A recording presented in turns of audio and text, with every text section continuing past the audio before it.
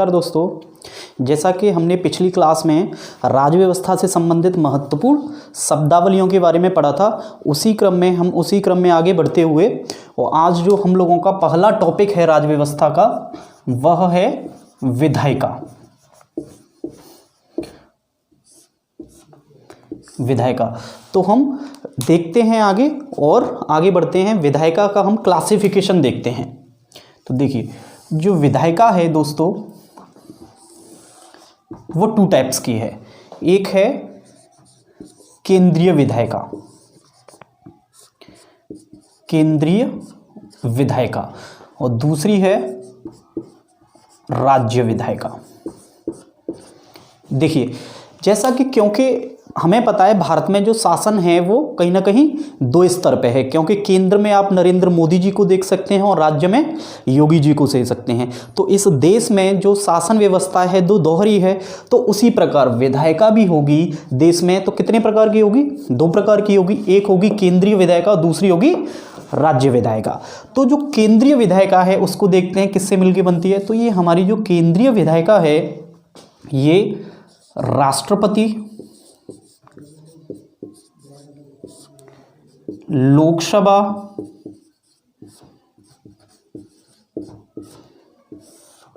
और राज्यसभा, इन तीनों से मिलके बनती है।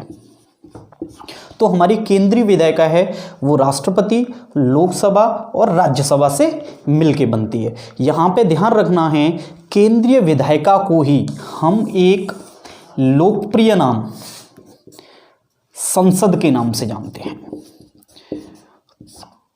तो एग्जाम में आपको कभी भी ये पूछा जाता है कि संसद का एक नाम और क्या है, तो केंद्रीय विधायिका, या ये पूछा जाता है कि केंद्रीय विधायिका का एक नाम और क्या है, तो वो संसद है। यहां पे ये ध्यान रखना है कि जो राष्ट्रपति है वह केवल भाग होता है संसद का, केवल भाग, सदस्य नहीं।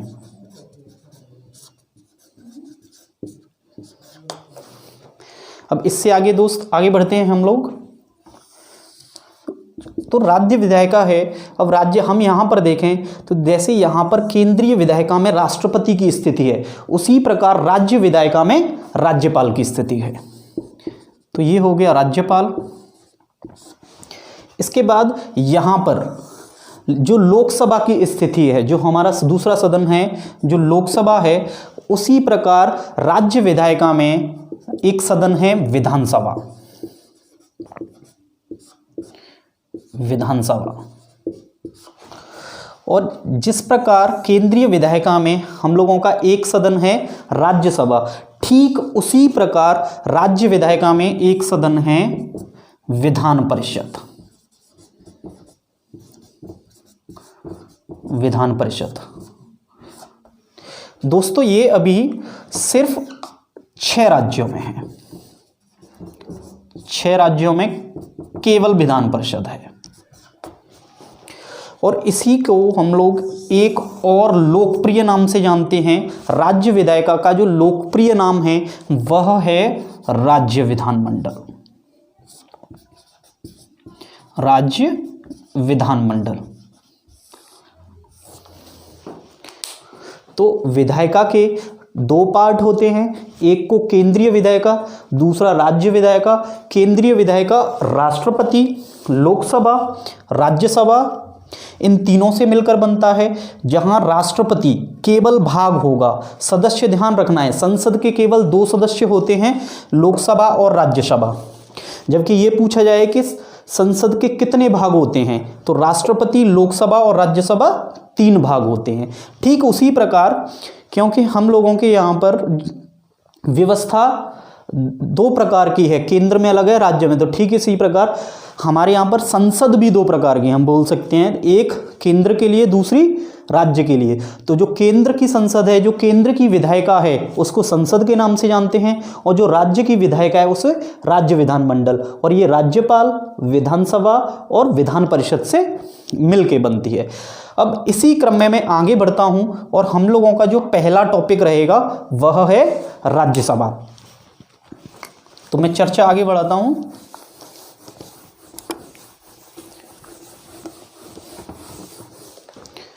राज्यसभा। देखिए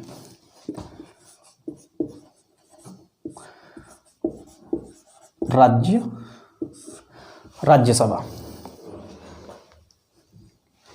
देखिए आखिरकार राज्यसभा की जरूरत क्यों पड़ी होगी, ये देखते हैं।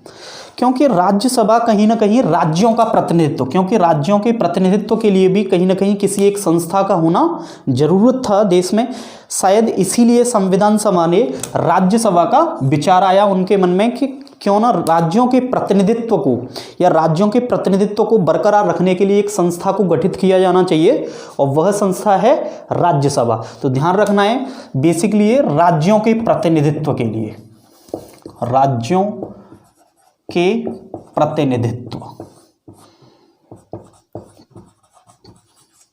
अब हम आगे बढ़ते हैं तो देखिए जो राज्यसभा का जो पहला क्वेश्चन हम लोगों का राज्यसभा से जो बनता है, एग्जाम्स में अक्सर पूछा जाता है, मेन बड़ा ही बर्बल क्वेश्चन है कि राज्यसभा का गठन किस आर्टिकल के तहत हुआ है। तो आर्टिकल हमें ध्यान रखना है अनुच्छेद 80 के अंतर्गत। जो राज्यसभा का गठन हुआ है वो अनुच्छेद 80 के अंतर्गत हुआ है।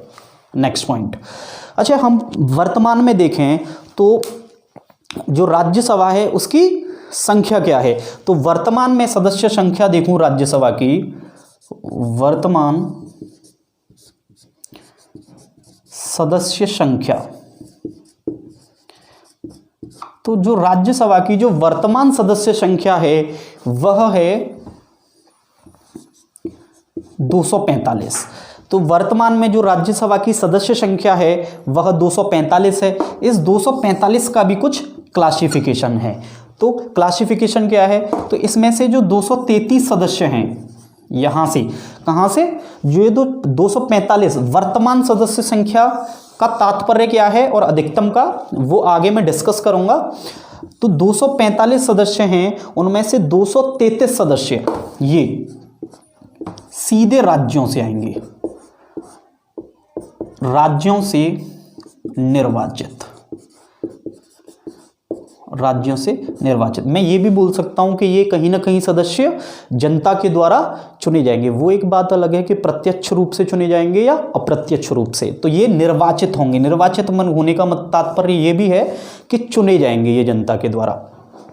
अब बाकी कितने बचे, 245 माइनस 233 यानी कि 12 सदस्य। तो ये जो 12 सदस्य हैं इनको राष्ट्रपति मनोनीत करेगा। तो ध्यान रखना, ये बहुत क्वेश्चन पूछा जाता है कि राज्यसभा में कितने सदस्यों को मनोनीत किया जाता है। तो कितने, 12 सदस्यों को। आपसे नेक्स्ट क्वेश्चन ये भी पूछ सकता है कि इनको जो 12 सदस्यों को जो मनोनीत करता है वो कौन करता है। तो ध्यान रखना है राष्ट्रपति।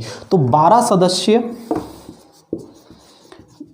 मनोनीत होते हैं, मनोनीत, और ये किसके द्वारा होते हैं, राष्ट्रपति के द्वारा। इन्हें राष्ट्रपति मनोनीत करता है। और इन 12 सदस्यों के आधार, देखिए होता क्या है, मान लीजिए राज्यसभा में 233 सदस्य हो गए निर्वाचित, जो 12 सदस्य बचते हैं उनको राष्ट्रपति नॉमिनेट करता है। अधिकतम सदस्य संख्या है, तो राज्यसभा की हम अधिकतम सदस्य संख्या देखें, अधिकतम सदस्य संख्या। अब देखिए हम यहाँ पे ये डिफरेंस देख लेते हैं कि वर्तमान सदस्य संख्या में और अधिकतम सदस्य संख्या में अंतर क्या है।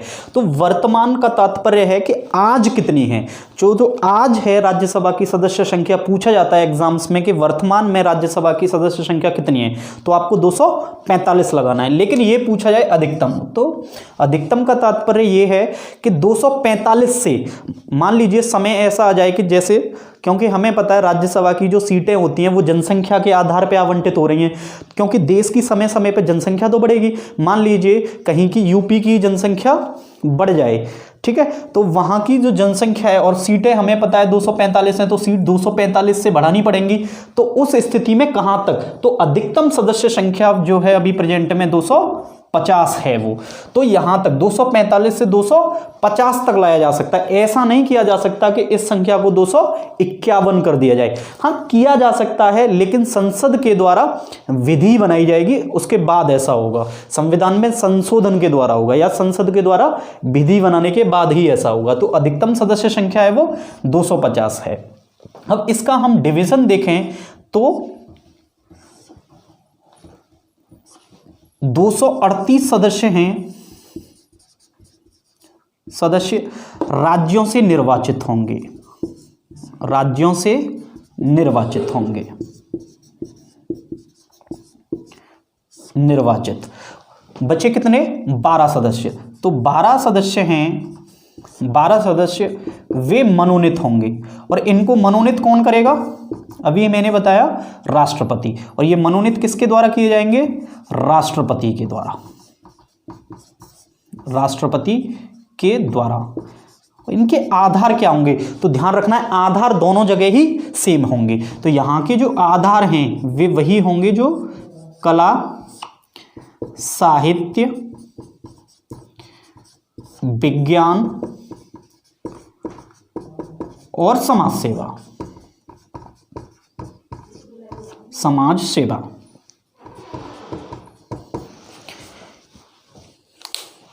ठीक है, इसके बाद हम आगे बढ़ते हैं। अब ये देखते हैं कि आखिरकार राज्यसभा में सीटों का आवंटन किस आधार पर होता है। तो ध्यान रखना है आपको कि जो राज्यसभा में जो सीटें आवंटित की जाती हैं कि किस राज्य को कितनी सीटें मिलेंगी, तो ये राज्यसभा में जो सीटें आवंटित की जाती हैं वो जनसंख्या के आधार पर होती हैं। तो ध्यान रखना है, सीटों का आवंटन, सीटों का आवंटन,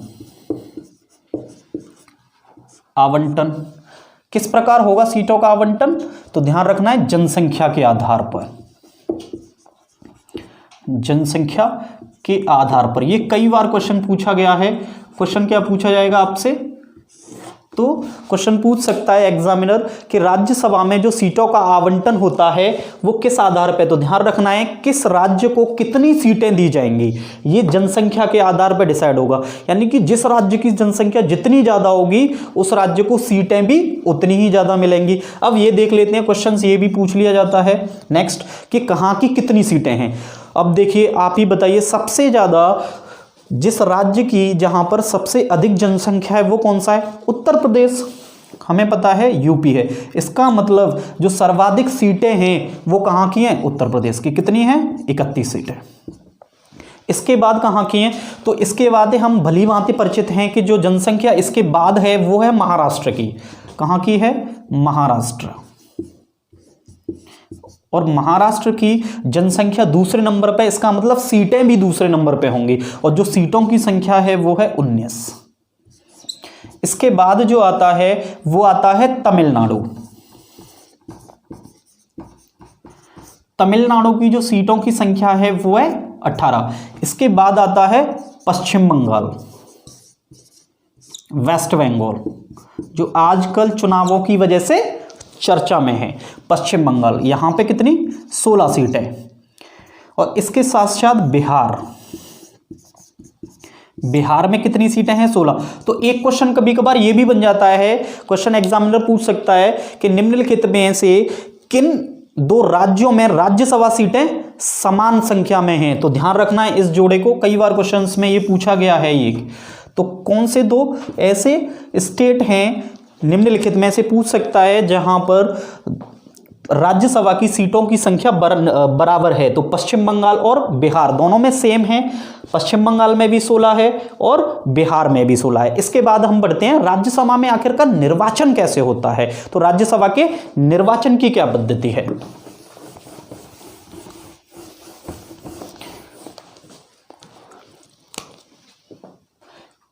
निर्वाचन,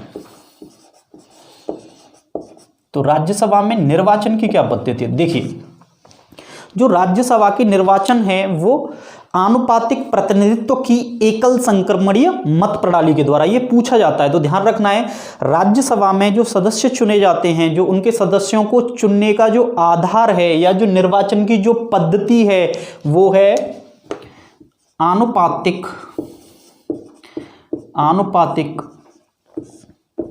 प्रतिनिधित्व की एकल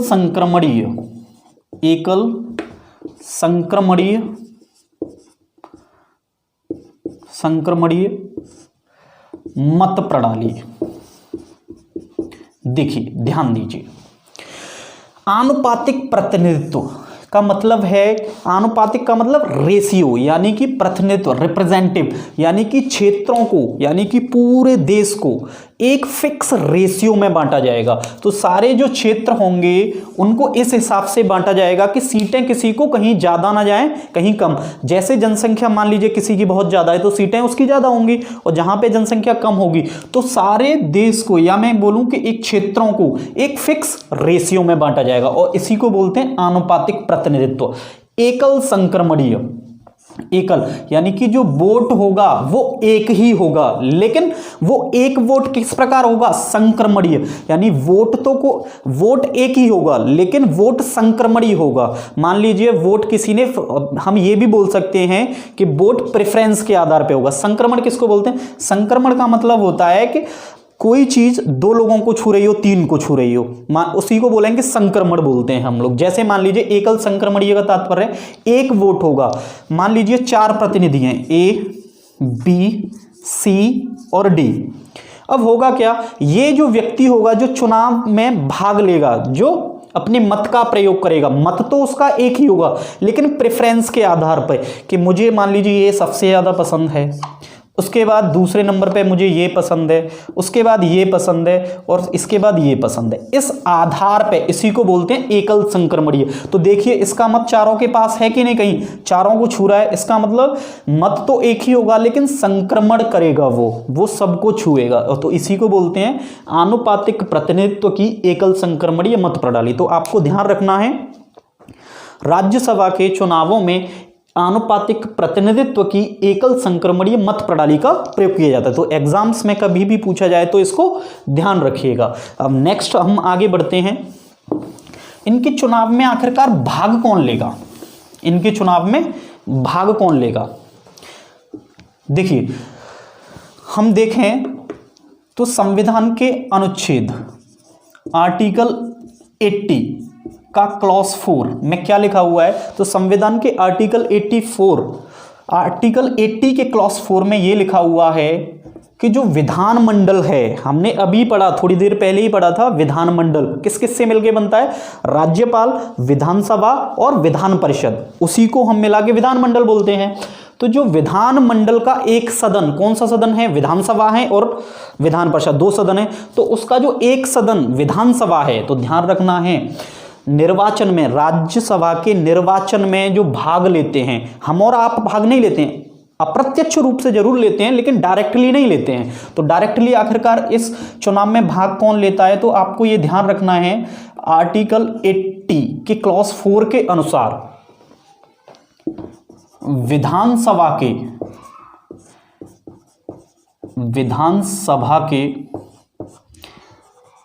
केवल निर्वाचित सदस्य, केवल निर्वाचित सदस्य, आपको केवल निर्वाचित ध्यान रखना है। तो विधानसभा के मनोनीत नहीं। अब क्वेश्चन आपसे ऐसे पूछ लिया जाए, क्वेश्चन हो कि राज्यसभा के सदस्य किसके द्वारा चुने जाते हैं, और क्वेश्चंस, और मान लीजिए ऑप्शंस में हो विधानसभा के सदस्यों के द्वारा, विधानसभा के मनोनीत सदस्यों के द्वारा, लोकसभा के सदस्यों के द्वारा, और लास्ट ऑप्शन डी हो इनमें से कोई नहीं। तो क्या लगाएंगे, इनमें से कोई नहीं, क्योंकि विधानसभा के सदस्य है, वहां पर केवल निर्वाचित नहीं है, निर्वाचित होने चाहिए। सदस्यों में तो मनोनीत भी आ गए और निर्वाचित भी आ गए, इसका मतलब यह है कि वहां पर क्या होना चाहिए, केवल निर्वाचित।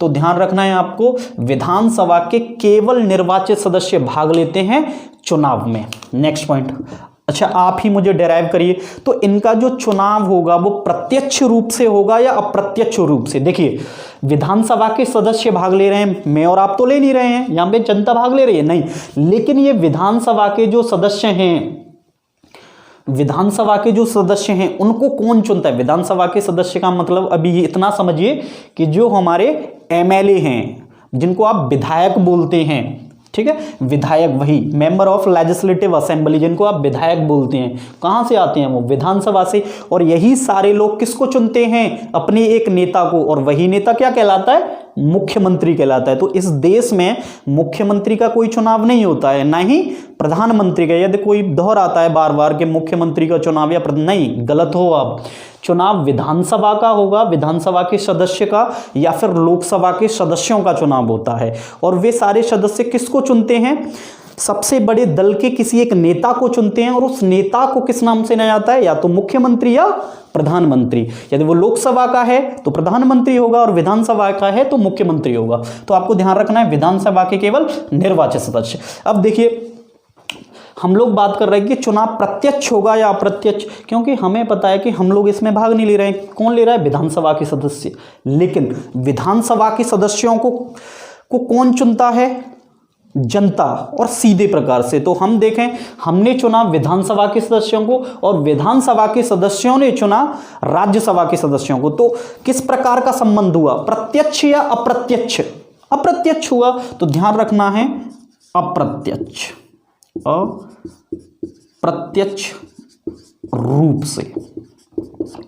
Next point. अच्छा, यहां पे एक क्वेश्चन और पूछा जाता है, ये पूछ लिया जाता है, बड़े बेसिक क्वेश्चंस हैं, और बेसिक क्वेश्चंस में ध्यान रखना है कहीं ना कहीं सांस फूल जाती है इन क्वेश्चंस में ही, बेसिक क्वेश्चंस में। तो एक बड़ा बेसिक साधारण सा क्वेश्चन है जिसमें सांस फूल जाती है कि राज्यसभा का निर्वाचन खुले रूप से होता है या गुप्त रूप से, यानी कि जो मतदान होगा वो गुप्त मतदान होगा या खुला मतदान। आप ही विचार करिए। तो ध्यान रखना है यहाँ पे, तो राज्यसभा का जो निर्वाचन होता है वो खुले रूप से होता है, हमेशा ध्यान रखना है। क्योंकि यहां पर वोट किस प्रकार दिए जा रहे हैं?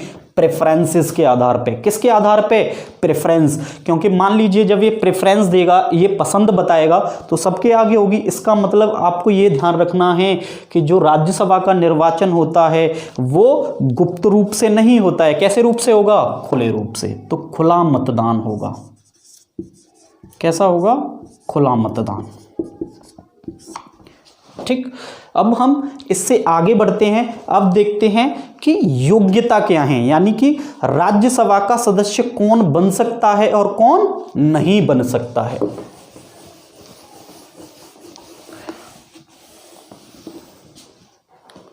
योग्यताएं देखिए, सबसे पहले जो पहली योग्यता है, जो साधारण सी आपको भी पता है, नागरिक होना चाहिए। नागरिक कहां का? भारत का। क्योंकि भारत में नागरिकता कैसी है? एकल नागरिकता या दोहरी? एकल नागरिकता। हमारे यहां स्टेट की कोई नागरिकता नहीं है, इसीलिए एकल नागरिकता है। इसका मतलब भारत का नागरिक होना चाहिए। भारत का नागरिक हो, भारत का नागरिक हो। अच्छा, उम्र कितनी होनी चाहिए? तो ध्यान रखना है, राज्यसभा का सदस्य यदि आप भी बनना चाहते हैं तो एक तो भारत के नागरिक हो, तो भारत के नागरिक तो होंगे आप। और उम्र कितनी होनी चाहिए? तो उम्र होनी चाहिए 30 वर्ष। 30 वर्ष होनी चाहिए। अच्छा, और इसके अलावा और क्या होना चाहिए? तो और इसके अलावा वो लाभ के पद पर ना हो। लाभ के पद पर, देखिए, लाभ के पद का तात्पर्य है सरकारी नौकरी नहीं होनी चाहिए। सरकारी नौकरी नहीं, या ये भी बोल सकते हैं आप लाभ के पद पर नहीं होना चाहिए। तो लाभ के पद पर नहीं होगा वो, या सरकारी नौकरी नहीं होनी चाहिए। यहां पर ये सरकारी नौकरी नहीं होनी चाहिए। और इसके अलावा और क्या होना चाहिए? वो दिवालिया नहीं होना चाहिए। दिवालिया ना हो, दिवालिया ना हो। दिवालिया का मतलब क्या होता है? देखिए, दिवालिया ये दो वर्ड से बना है। इंग्लिश में देखें तो एक वर्ड होता है बैंकरप्सी। कौन सा होता है? बैंकरप्सी। बैंकरप्सी। और ये दो वर्ड्सों से बना है मिलके, bank plus corrupt. Bank plus corrupt. Bank plus corrupt, यानी एक ऐसा व्यक्ति जिसने बैंक के साथ धोखाधड़ी की हो, जैसे विजय माल्या। तो ध्यान रखना है ऐसा कोई भी व्यक्ति, क्योंकि कुछ लोग दिवालिया और पागल को एक ही बोलते हैं। क्या विजय माल्या पागल है? नहीं, विजय माल्या कितना समझदार है। यहां से खूब सारा कर्जा लिया बैंक से और लेके उसको भाग गया। तो समझदार है या पागल है? समझदारी है कहीं ना कहीं। तो आपको ध्यान रखना है, दिवालिया और पागल एक ही नहीं होता है। दिवालिया बोलते हैं जिसने बैंक के साथ धोखाधड़ी की हो। इसके बाद जो नेक्स्ट पॉइंट आता है वो है मानसिक रूप से सही हो, यानी पागल ना हो। पागल नहीं होना चाहिए, ध्यान रखना है, पागल ना हो। तो ये सारी कहीं ना कहीं योग्यताएं हैं। भारत का नागरिक हो, उम्र 30 वर्ष हो, लाभ के पद पर ना हो, दिवालिया ना हो, पागल ना हो। बाद और देखिए, अन्य जो संसद अन्य विधियां बनाए, ध्यान रखनी है, संसद यदि अन्य योग्यताएं बनाती है उन्हें भी धारण करे। तो संसद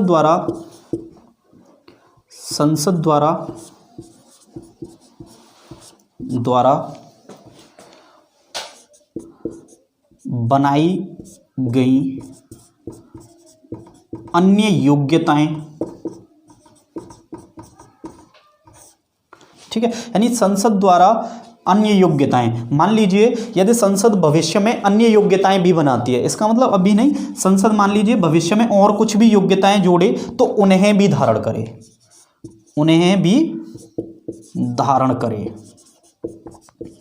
धारण करे, ठीक है। तो संसद द्वारा भविष्य में मान लीजिए आगे जाके संसद द्वारा कोई योग्यता इनमें और जोड़ दी जाए तो उसे भी धारण करना पड़ेगा। अच्छा, एक पॉइंट जो मैं समय समय पर सुनता हूं अक्सर, वो ये भी, क्या पढ़ा लिखा होना भी जरूरी है? मैं लिखूं यहाँ पे कि पढ़ा लिखा होना जरूरी नहीं, बिल्कुल ध्यान रखना है आपको, पढ़ा लिखा होना बिल्कुल भी, राज्यसभा का सदस्य बनने के लिए पढ़ा लिखा होना बिल्कुल जरूरी नहीं है। यदि आप अनपढ़ हैं तब भी बन सकते हैं और पढ़े लिखे हैं तो बहुत अच्छी बात है। तो कुछ लोग ऐसा भी सोचते हैं क्या संविधान बनाने वाले बिल्कुल पागल थे क्या? बिल्कुल, क्योंकि इसमें कुछ लिखा ही नहीं उन्होंने कि पढ़ा लिखा होना चाहिए, नहीं होना चाहिए। देखिए, ऐसा नहीं है कि उस हिसाब से देखें हम, क्योंकि 1946 में संविधान बनना स्टार्ट हुआ था, तो तब के समय के हिसाब से देखें तो कहीं ना कहीं ये सब सही था, क्योंकि ज़्यादातर जो भारतीय लोग थे, जो हम लोगों के यहाँ जो जनसंख्या थी वो कहीं ना कहीं अनपढ़ थी, तो पढ़े लिखे लोग बहुत कम थे।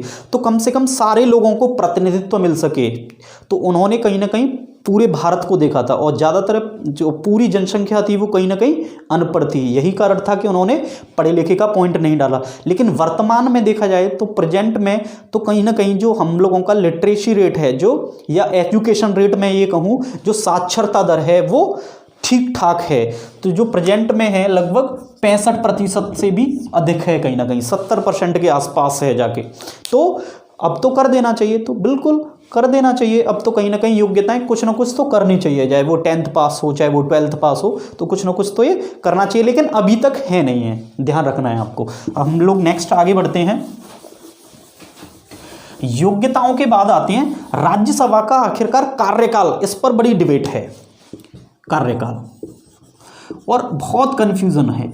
अक्सर मैं क्वेश्चन पूछता भी हूं, जैसे मान लीजिए मैं क्वेश्चन पूछता हूं कि राज्यसभा का कार्यकाल होता है, ऑप्शन ए 6 वर्ष, ऑप्शन बी 5 वर्ष, ऑप्शन सी 4 वर्ष, ऑप्शन डी 3 वर्ष। तो इसमें से ज़्यादातर बच्चे 6 वर्ष क्लिक कर देते हैं। मैं अपनी ऑफलाइन क्लासेस में भी देखता हूँ, ज़्यादातर बच्चे वही लगाते हैं कि सर 6 वर्ष, और उस पर डिबेट भी हो जाती है, नहीं सर किताबों में लिखा हुआ है, जबकि ये गलत है। किसी किताब में नहीं लिखा हुआ है कि राज्यसभा का जो कार्यकाल है वो 6 वर्ष है, क्योंकि राज्यसभा एक स्थायी सदन है। ठीक है, मैं आगे डिबेट करता हूँ, तो आगे ध्यान रखना है। मैं आगे, हम लोग आगे बढ़ते चलते हैं, पढ़ाते चलते हैं, और आपका जो डाउट है ये वाला आगे क्लियर हो जाएगा। तो देखिए, ध्यान रखना है, राज्यसभा एक स्थायी सदन है, एक स्थायी सदन, परमानेंट हाउस है, स्थायी सदन है, और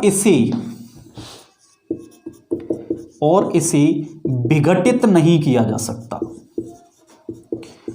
विघटित नहीं किया जा सकता, नहीं किया जा सकता, किया जा सकता। और ये ऐसा कहां लिखा हुआ है? इस संविधान के आर्टिकल 83 के क्लॉज 1 में लिखा हुआ है कि राज्यसभा एक स्थायी सदन है, परमानेंट हाउस है, स्थायी है बिल्कुल, और इसे कभी भी विघटित नहीं किया जा सकता। जब इसे विघटित ही नहीं किया जा सकता और ये एक स्थायी हाउस है, तो क्या उसका कोई कार्यकाल होगा? नहीं। इसीलिए ध्यान रखना है, कभी भी पूछा जाए तो कार्यकाल कितना होता है राज्यसभा का, कि राज्यसभा का कोई कार्यकाल नहीं होता है, बिल्कुल राज्यसभा का कोई कार्यकाल नहीं है, वो एक परमानेंट बॉडी है। अच्छा, मान लीजिए तो फिर वो 6 वर्ष है, किताबों में लिखा हुआ है, वो किसका है? तो क्या गलत है? नहीं, 6 वर्ष है, लेकिन 6 वर्ष सदस्यों का कार्यकाल है, ध्यान रखना है। तो राज्यसभा के सदस्यों का कार्यकाल 6 वर्ष, राज्यसभा के सदस्यों का कार्यकाल, सदस्यों का कार्यकाल कितना है? 6 वर्ष है, ध्यान रखना है, ये है 6 वर्ष। ठीक है। तो आपसे कभी भी पूछे क्वेश्चन, ये पूछे कि राज्यसभा के सदस्यों का कार्यकाल है, तब आपको लगाना है 6 वर्ष। आपसे ये पूछा जाए राज्यसभा का कार्यकाल है 6 वर्ष, 5 वर्ष, 4 वर्ष और डी इनमें से कोई नहीं, तो झूमते हुए आपको ये नहीं लगा देना है 6 वर्ष, नहीं, इन डी ऑप्शंस देखना है उसमें, इनमें से कोई नहीं। इसीलिए हमें सबसे पहले जरूरी है एग्जाम्स क्रैक करने के लिए तो हम क्वेश्चंस को बारीकी से धीमे धीमे पढ़ें, और क्वेश्चन को एक बार से भी अधिक पढ़ें, लेकिन धीमे धीमे पढ़ें, और क्वेश्चंस को बाकायदा पेन लेके आप टिक करिए, वहाँ के उसके जो की पॉइंट्स हैं आखिरकार पूछ के आ रहा है, और उसी हिसाब से फिर आगे टिक करिए। तो ध्यान रखना है राज्यसभा एक परमानेंट बॉडी। अच्छा, ये भी पूछ लेता है राज्यसभा परमानेंट बॉडी क्यों है आखिरकार। देखिए, राज्यसभा परमानेंट बॉडी इसलिए भी है क्योंकि इसके प्रत्येक 2 वर्ष पर जो 1/3 सदस्य हैं, ध्यान रखना है किसके, राज्यसभा के 1/3 सदस्य, कितने, 1/3 सदस्य प्रत्येक 2 वर्ष पर, प्रत्येक 2 वर्ष पर सेवानिवृत्त हो जाते हैं, सेवानिवृत्त हो जाते हैं, और उतने ही पुनः आ जाते हैं। जैसे मान लीजिए एक ग्लास है, कांच का ग्लास है, उस ग्लास में मैं 10 कंचे डाल दूं, ठीक है, और उस 10 कंचों में से 5 मैंने निकाल लिए, फिर उसके बाद 5 और डाल दिए। अब मैं पूछूं कितने हैं, तो 10 हैं, क्या चेंज हुए, नहीं। सेम वहां भी ऐसा ही है कि प्रत्येक 2 वर्ष पर 1/3 जाते तो हैं 1/3, लेकिन 1/3 फिर आ जाते हैं, तो क्या ये सदन कभी भंग होगा। जो सदस्य संख्या होती है वो हूबहू ऐसी ही बनी रहती है जैसी पहले थी। यही कारण है इसे परमानेंट हाउस कहा जाता है। ये सारी चीजें ध्यान रखनी है, और क्वेश्चंस में पूछ लिया जाता है परमानेंट हाउस क्यों, क्योंकि 1/3 ध्यान रखना है, 1/3 एग्जाम क्वेश्चंस में 2/3 भी दे देता है, और आप लोग लगा देते हैं और डिबेट भी करते हैं कि मेरा क्वेश्चन सही है। ध्यान रखना है 1/3 है यहाँ पे, और ये 2 वर्ष पे, 1 वर्ष पे नहीं, कितने वर्ष पर, 2 वर्ष पे। और ध्यान रखना है राज्यसभा के सदस्यों का होता है, किसका, सदस्यों का 6 वर्ष, ठीक है, और राज्यसभा का कोई कार्यकाल नहीं होता है। इससे आगे हम लोग नेक्स्ट क्लास में डिस्कस करेंगे। दोस्तों, आज के लिए इतना ही, और इस चैनल को लोगों के साथ आगे भी शेयर करें, जिससे ये फ़ायदा लोगों को, क्लास का फ़ायदा अन्य बच्चों तक भी पहुँचे। ठीक है, नमस्कार।